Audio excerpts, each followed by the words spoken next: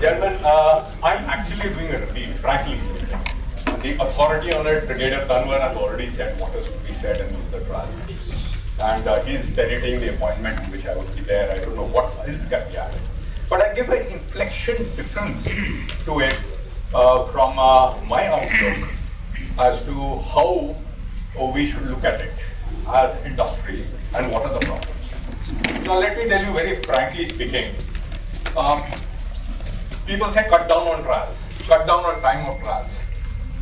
Damn it, you cannot cut down on time of trials. The equipment will be used by the soldier. Finished, full stop. You can't compromise on the standard being accepted. The standard being pitched too high, that's a different matter. But once the standard is being set, it is it. The guy is doing his correct job to ascertain whether the equipment can be used by his soldier. Full stop. So the industry has a crib in it. I'm sorry, you're wrong. You're off the track. Absolutely off the track. I look at it and ask the industry a different question. You're producing an equipment for trial. Why have you not carried out the pre-trial issues already? If you already have carried out the pre-trial issues and the equipment has been proved, then what's the problem in the trial? It will pass through. The problem is the industry doesn't know its own equipment. It is giving an equipment which is not actually orchestrated for the conditions on which, combat conditions in which it is going to be put through. You're picking up an equipment from the foreign vendor. The foreign vendor, you actually do not know what you have picked up, and neither is he ready to tell you the characteristics of the equipment. The basic thing boils down to this little nutshell.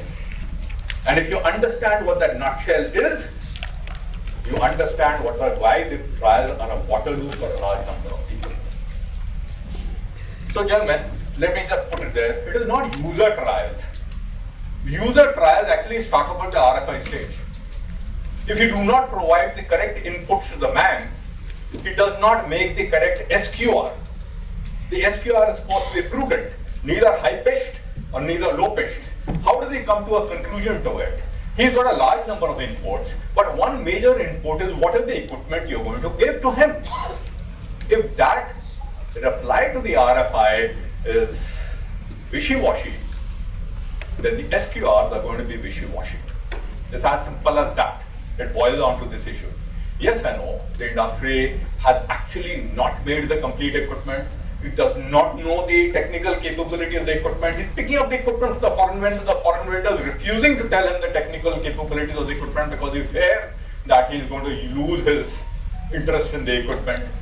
All the things are involved, and that is where the first problem starts off in the entire user trial. So now you come to the issue of the SQR. You say SQRs are made. No. While making the SQR, the triability of the equipment as per the SQR is assessed. First, when you're making an SQR, you see as to how you try it out. Then you make the SQR. That's how the prudence of the SQR, not only in the level that you are being pitched, also at the level at how are you going to try it out. If you can't try it out, you have a major problem. We talk about simulation. Gentlemen, it's lip service. I know General Mahapatra talked about simulation and everything else. I tell you what it implies and what we don't have. Gentlemen, firstly, you have to have a comprehensive database. A comprehensive database means very, very simply this type of an equipment in different environmental conditions, how is it going to perform? Of varied conditions, varied type of equipments. You have the database available with you. Sorry, you have the data available with you. Varied penny pockets, you've been carrying out trials for a long amount of time, but you don't have a database. You don't have an accessible database. The people understand it is done, computer modeling would understand this very clearly. Then you need a software to access that database. And the database, the software has to be intelligent, has to learn from the database. And the database has to keep increasing. The software has to learn from it and keep increasing. You don't have anything of it. If you don't have anything of that, then what simulation are you talking about? And the simulation doesn't start off with the issue of how to try out an equipment. That simulation actually starts off with the industry that is sitting here. You have to, because you cannot take the equipment to every kind of a weather condition, every kind of a temperature condition, every kind of a thing like this, you have to use simulation to assess whether your equipment will perform in the requisite manner in a particular set of questions. That means actually the simulation is applicable to you. So if the industry doesn't have this capability, I know you got CAD CAM designing, etc., etc., etc., but you don't have this available with you. So if you do not have this available with you, let alone the trials asking for simulation trials is a very far shot. So I'm just trying to point out a very, very salient gap in entire of the lip service and the factual action aspect on ground. And if somebody can disprove me, please do so. I'll be so most happy to it. So now what is happening in the trial methodology? Because of the industry saying that, look, you're telling us nothing in the trial methodology, more and more is being pumped into the trial methodology. It's down to the complete matrix that is being put over there. And now what has happened is, now once it's an RFP, to get amendments in it is extremely difficult. You actually are tying the SHQ with the hands to the back. I understand the industry needs to know more, but actually you're tying it with the hands to the back because he's committed to something and you have not informed him what the equipment is all about. Reply to RFP. When you reply to the RFP, what are they doing? He's making a trial directive out of it. Not only is saying your technical capability will do it, he's making a trial directive out of it. That trial directive is actually going to be used to try out your equipment. If you reply to the RFP in a fashion in which he doesn't even know what is happening, how does he understand your equipment? And if he doesn't understand equipment, what kind of trial directive is going to put up? And if he's going to put up that kind of trial directive, then sorry, your equipment actually is fated to fail right from the RFI stage. You might as well not have entered into the whole program.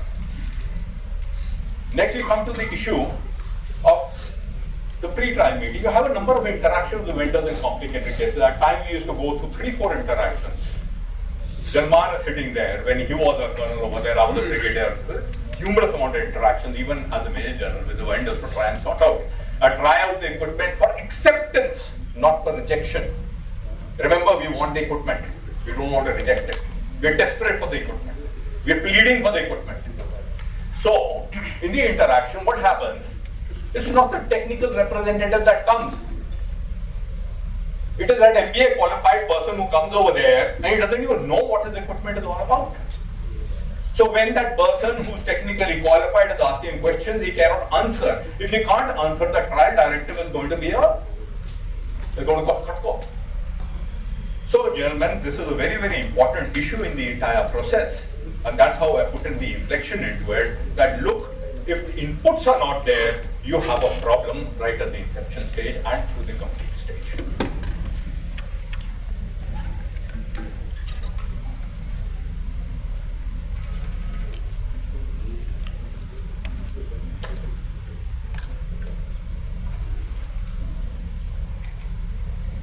Okay. Now what happens after issuing the trial directive? There's the pre-trial meeting. In the pre-trial meeting, the vendors, all of them are briefed in the presence of the OIC trial how the trial is going to be carried out.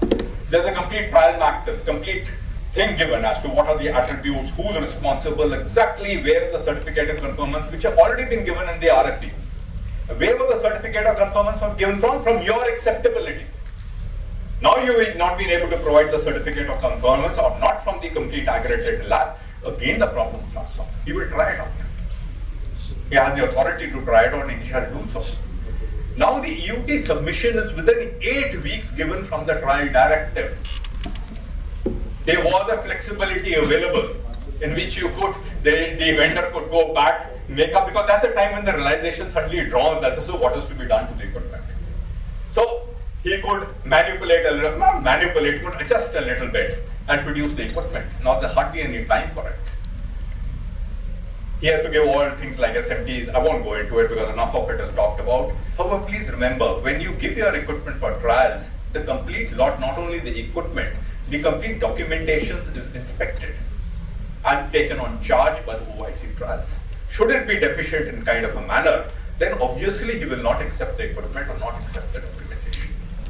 For concurrent trials, we talk about concurrent trials. People say they're long trials. Let's have MET together, EMI, EMC together. Let's have this together, everything together. It requires that many number of pieces of that equipment. It's as simple as that. You're ready to provide it. You can afford to provide it. Well and good. Concurrent trials can be carried out. For expensive equipment, it's next to impossible to do so because you don't want to give the equipment of that number. And why should you? Okay, now extensions are discouraged now. I'm talking about DAP 2026, gentlemen. Extension of 4 weeks can be given. It was 30 days earlier, 28 days, 2 days less. Grace period of 4 weeks by the vice chief equivalent. Beyond 8 weeks, you have to go to the DG acquisition. Now it's AS and DG acquisition. Please keep in mind what is the introduction in DAP 2026. If only one vendor is agreeing to give the equipment at the designated time, the other vendors can be given an extension only to a maximum of 24 weeks, not more than that. They're non-compliant. That infinite extensions of giving your AUT are now finished off. And even if one submits the equipment, it's a resultant single vendor and the case goes through. And if you have not submitted the equipment at that time, you can't jump into the trial and say that please accept my equipment now. It will not be accepted. What has been introduced in the draft DAP 2026, I hope it's still there, in 5 cases. If you're not given your equipment, if you require additional time, then you are penalized by 5% of the EMD per week up to a maximum of 50%. I said also yesterday that's a minuscule amount, but at least a start. Now, what is user trial? What are we testing? You're given the equipment, what are you testing? You're testing the equipment against a set of performance parameters in given environmental and terrain conditions in most likely to be deployed. Very nice. But Indian Army equipment, I know for one, is deployed in all areas. The T-90 is down to desert, it's in seas, it is in altitude, it is in extra altitude also now. It's deployed everywhere. So gentlemen, you have a problem because you don't have the ability to simulate conditions, and when you don't have the ability to simulate conditions, you can't even get vendor certification for equipment and variety of positions. It has to be tried out. Yes, now the people are getting under pressure and they say, don't try it out here, don't try it out here. Why do you want to try it out here? Gentlemen, the Indian Army soldier is going to use it, and if it fails, if the damn shell bursts in the barrel, you're going to have casualties. So, that is not acceptable. Now, what are the performance parameters against you try the equipment? There's EPA and EPB. What is EPA? It's EPA is primarily what is the performance parameters available in the equipment. You had replied. On that, the SQR was made when you gave the RFI. It was available in the equipment, so it's put as the EPA essential parameter A. It is tested at the field evaluation stage. What is EPB? It is not available in the equipment. You are given a reply. Therefore, we say that it can be made available. You can improve the product. We will put it there, and this can be tested even after the contract stage. That means in the FOPM, we'll check it. It doesn't matter if it is not there during the field evaluation trial. If you say that the equipment has it, it will be done during the trial itself only, and you do not have an effect to it. However, additional bank guarantee as stipulated over there has to be given by you for this in case it fails. Both the EPA, essential parameters A and essential parameter B, are mandatory. They will be tested. The time of testing of EPB has to be worked out. Now there is an enhanced performance parameter given to it. I've got a better product. You ask for a 1,000-meter range, I can give you 1,500 meters range. Okay, very good. For this attribute of range, I will give you some credit score for your. It used to be 3%, the DAP 2026 is going to be 5%, to a maximum of 20%. That means 4 attributes, 5% each. You can have range, accuracy, etc. You can have, and you will get that credit score. That means even if you're not L1, with this credit score, you may well become L1. Excellent way to bring a technology. I'm happy that it is doubled because there was no way that you can go to. I talked about price indexing of technology. It applies here also. What I spoke about yesterday. Now what happens? You have given your equipment to there. Your representative, technical representative has to be present with the equipment. Large amount of time the technical representative is not knowledgeable about the equipment and therefore cannot carry out running repairs, which is allowed. In situ repairs are allowed. So in case you want to take it out in a multi-vendor case, the SHQ has to give a permission. That means OIC trial has to get back to somebody. In a single vendor case, it can be given by the OIC trial itself. There is no problem on that account.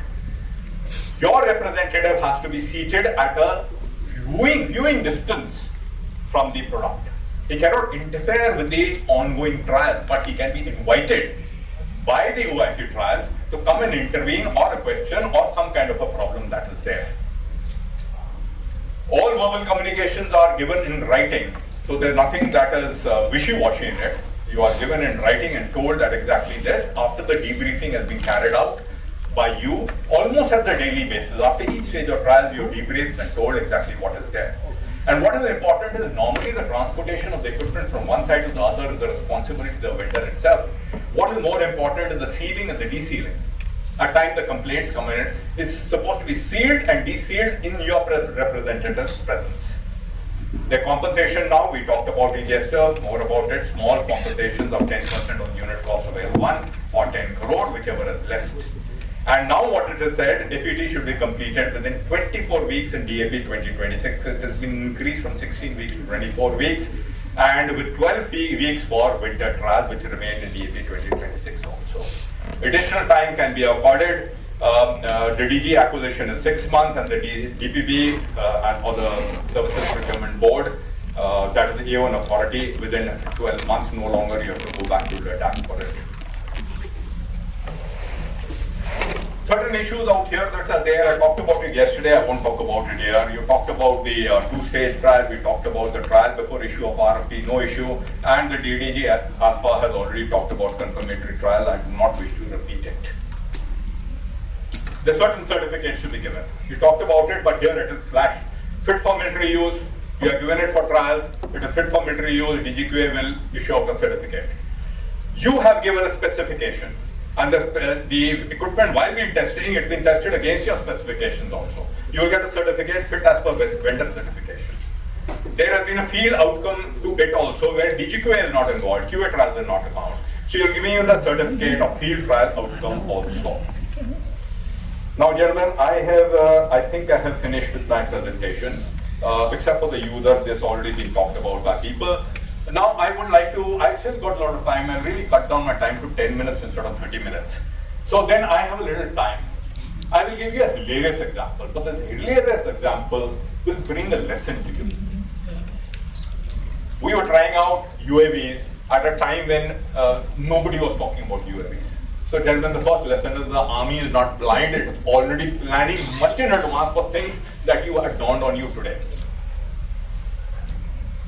So we had this first setup of UAVs, the UAVs came, we saw one vendor having a fantastic UAV, actually he picked it up from abroad and Brendan was there, his technical characters was really phenomenal. We were very much interested in it at that point of time.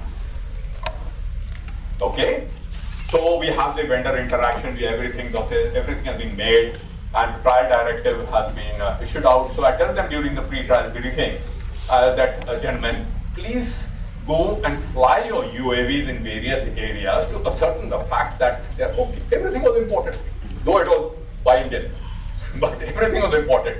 Indian Army doesn't care about it, but did not care about it at that time. Atmanirbhar meant very, very simple. Atmanirbhar meant that capability, combat capability for the Indian Army. Full stop. Who has made it? Big deal. We must have combat capability.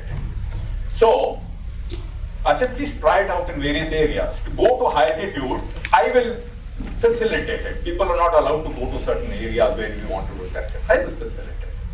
So one great company which has this beautiful UAV, which we are very well enamored with, looking at the technical characteristics. Yeah, this is a beautiful UAV that is getting for us. It was managed, or they got a very high ranking officer over there. He takes the UAV to altitude. He was supposed to go to 14,000 feet, but he stops at Leh, which is below 12,000 feet, and he displays it to the corps commander. First vitiation of the entire process.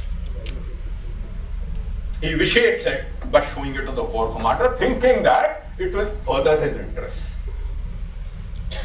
It comes to us, my bees drop off. Very simply and locally put, because he vitiated the complete process. Anyway, the OIC trial was not from that formation, he was from desert because that's where it was being tried out, so covered it up, said okay. let it go through, we don't want to stop the trial, so damn it, we want these UAVs. Nobody in the world were talking about UAVs, we were. Or there were in the world people there, but not to that extent. You don't have the Azerbaijan war yet there. Now, he carried out demonstrations. The small window that I had given him them to go and fly his damn UAV at 14,000 plus, he can't fly it anymore because he does it at 11,500. So a time comes for the trial, which is also a small window. So he goes there. Now here comes the hilarious part, and here comes as to why I said so, try out your equipment. So it's a catapult launch UAV. He puts it on the catapult and he stretches it. He's supposed to fly, but it lands at 20 meters and crashes. Why? Because the rarefied air in at 14,000 is compared to 11,500. It doesn't get the thrust and it crashes. He's got 3 UAVs. We have put 3 UAVs as the holding and knowing that things would happen. We had even looked at that. Ki 3 UAV karo, 1 UAV mat karo, crash hoega. Anyway, he said, doesn't matter, give me another chance, I got another UAV. I will put 2 rubber bands. We put 2 rubber bands. So he pulled those 2 rubber bands. Now instead of 20 meters, it crashes at 70 meters. It still doesn't get the thrust.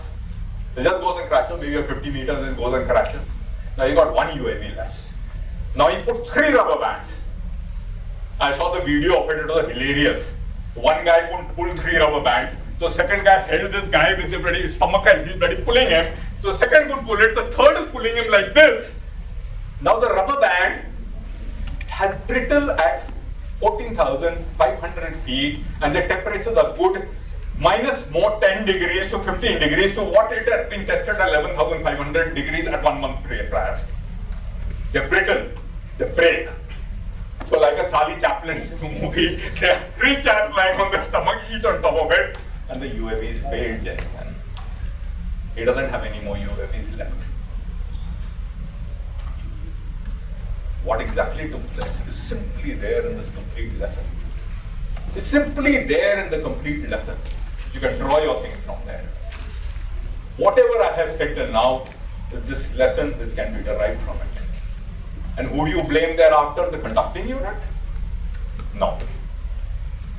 It is that person. Besides trying to vitiate it, this is what took place. We lost that UAV, we lost the thing, we had to suffer 1 year of iteration of trying to reply to as to what problem that took place. Can I take 2 minutes? Okay, 2 minutes. I want to leave something with you which I wanted to discuss, but this is very important. Okay. Vendor A gives us the equipment. Vendor B also gives us the equipment. They give the ISPL in their reply to the RFP. When they're doing their MET, somehow in the macro, vendor A is told that you've given this part as spares. This part, 10 are not required, 2 are required. I'm just giving you an example, it's nothing very great. But the parts are very expensive. Now, he's very happy with the entire issue and he goes back. The 18 months for the price bid is elapsing. The GS evaluation has not taken place, so he can change his price bid. He changes his price bid. Vendor B does not change his price bid, he says valid. The CNC takes place, the open price bid. When they open the price bid, they found vendor A, his ISPPL now, his price, the item. But the number of items have gone down from 10 to 2. It was 10 in the ISPL, in the ISPPL is gone down to 2. The difference in prices between the vendor A and the vendor B are the 8 spares that was being provided. And vendor A becomes L1, whereas he would not have been L1 if the pricing had been for 10. There is an adequacy clause and a buyback clause, which should have been talked about by the MRLS person. The adequacy clause is that my MRLS is completely adequate, and that is what it is. A buyback clause, if it is not adequate, if it is not adequate, you will provide free of cost additional things, and if it is more than adequate, you will buy it back. That's in simple the issue of the MRLS. Now, because this vendor got this information, he brought down his price, and he became L1. Obviously, vendor B objected. The case has gone into a spiral of deciding what exactly took place, and how did it happen. The case got vitiated a number of places. Please think about it. I leave this with you because we can't discuss it, there is no time, but the case got vitiated a number of issues. And this is what takes place. I'm trying to convey to you the complexities of what that took place and how it took place. So these are the kind of complexities that take place. Thank you so very much. It's been a pleasure with you. Can I ask questions or we leave it? Thank you very much.